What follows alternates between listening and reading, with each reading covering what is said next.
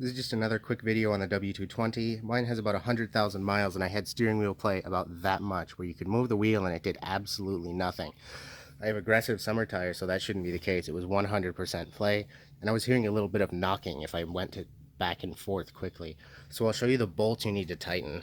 This is on a W220 S600. So we're underneath the car now and moving backwards. This is the oil pan.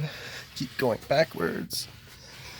This is the steering rack connections here. You'll see, just so you have a point of reference. And if we go, you'll see up there. I went to got a light so you can see, but up there, that one bolt right in the center of the screen gets loose. You need to tighten that. It's a 13 millimeter. You'll need to undo these front two body panels on the car. I think it's 8, 10, and 13 millimeters needed to undo that.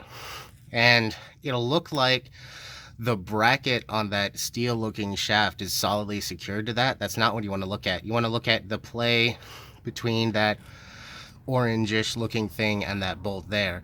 It almost made me think that there was no play in this device, in this area, and it must have been above when I had someone shake the wheel for me. But tightening this up, turning it about 30, 40 degrees, really made a difference in the steering. It's solid now, no clunk, much better. I just thought I'd share it.